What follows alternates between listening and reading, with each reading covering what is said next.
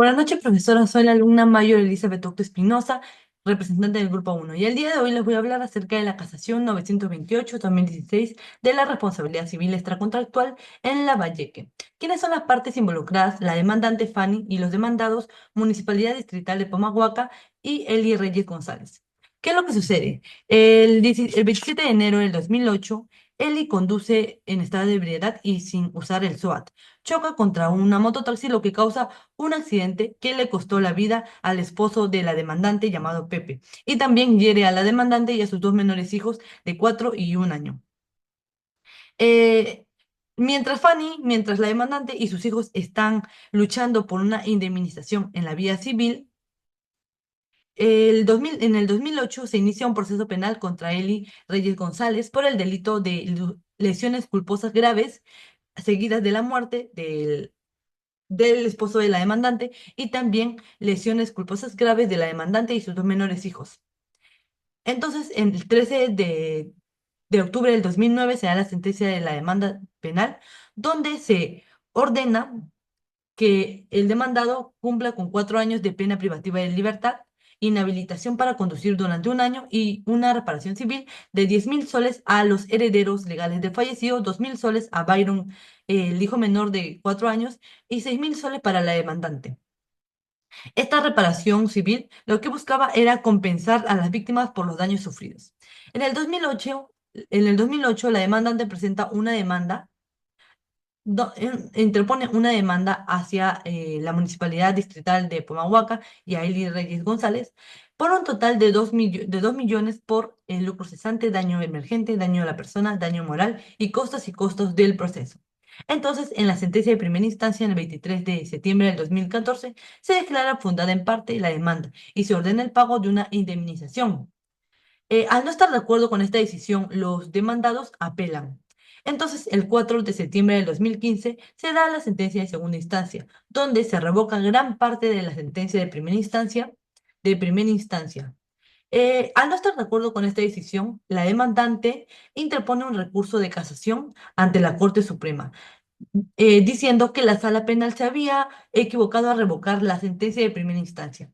Ahora pasamos a lo que son los elementos de la responsabilidad civil. Son cuatro. La licitud o antijuricidad. Este es un hecho contrario a lo que dice la ley. Aquí se violó el deber del cuidado al conducir en estado de ebriedad y más sin SOAT, poniendo en riesgo la vida de los demás. Esto es lo que nos dice el artículo 1969 y 1970 del Código Civil. También tenemos el daño causado, que se divide en dos: el daño patrimonial y daño extrapatrimonial. El daño emergente son los gastos médicos y el lucro cesante son los gastos que va a dejar de percibir que dejó de percibir el demandado, el fallecido. Cabe decir que el fallecido era el sustento de la familia.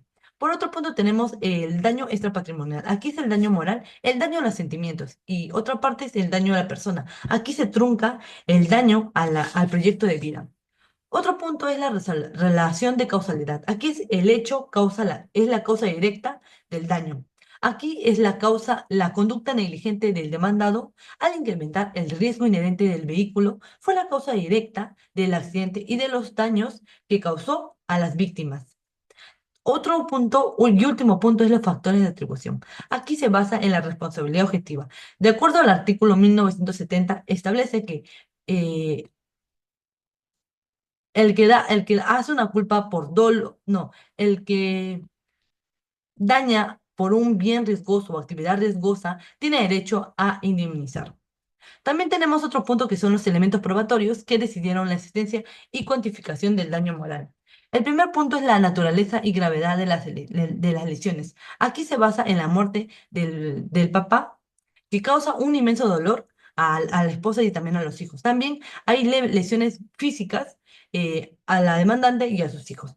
Otro punto es el impacto emocional de las víctimas. El hecho dañino afectó emocionalmente a la esposa y a los hijos. Angustia, dolor, miedo, tristeza. Otro punto es la relación familiar. Aquí se basa en el vínculo familiar que hay entre la demandante, el esposo que falleció y los hijos. Y por último punto está el estado de ebriedad del responsable. Aquí es una actitud negligente y despreocupada. Por otro punto tenemos de la decisión final que da la Corte Suprema. ¿Por qué declara fundado el recurso de casación?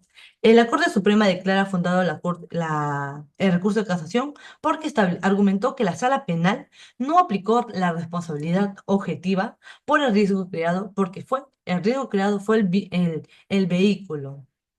Dos, la Corte Suprema consideró que la Sala de Apelaciones redujo injustificadamente la indemnización por el monto del daño moral, lo que él consideró que en la primera instancia era justo y razonable. Entonces anuló esta sentencia de segunda instancia. Confirmó la sentencia de primera instancia. Ordenó que los demandados paguen de forma solidaria. Es decir, esto es lo que señaló en la primera instancia. El daño emergente, daño a los gastos médicos que tuvo que pagar. 30.000 soles para la demandante, 20.000 soles para su hijo de 4 años, 10.000 soles para su hijo menor de 1 año. El lucro cesante son los daños, ese es el dinero que ya no va a poder percibir el fallecido. Cabe claro decir que el fallecido era el sustento de la familia. Daño moral, y aquí era 40.000 soles.